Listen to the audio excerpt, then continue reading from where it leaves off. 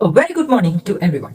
Today I would like to introduce a person and we are going to know more about these environmental issues from him.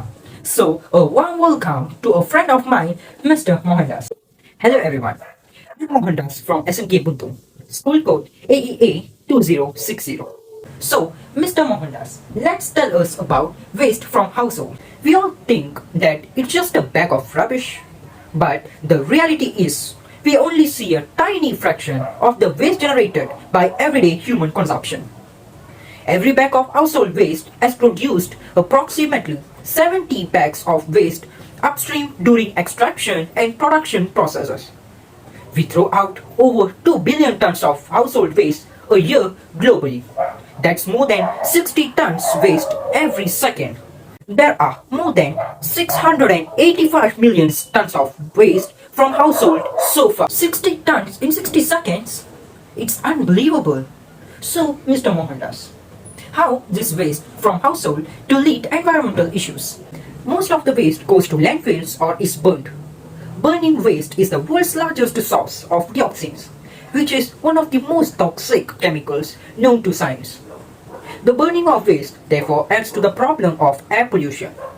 Waste generation and burning also play a part in global warming, accounting for 1.6 billion tons of carbon dioxide equivalents in 2016, or about 5% of global emission. By 2050, this number will increase by over 60% unless major actions are taken.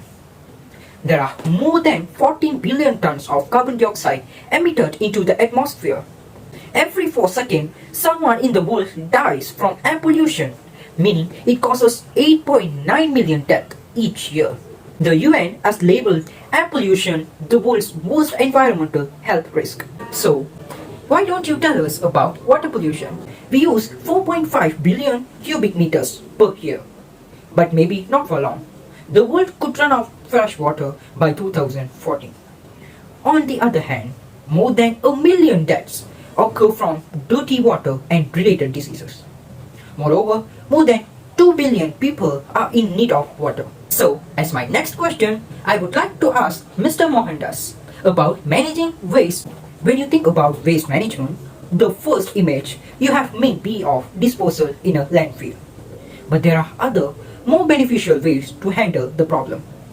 Recycling is a key part of circular economy because it involves processing materials that would otherwise become waste and instead turning them into new items. Recycling is far preferable to disposal because it reduces waste while also reducing the amount of energy needed to manufacture products.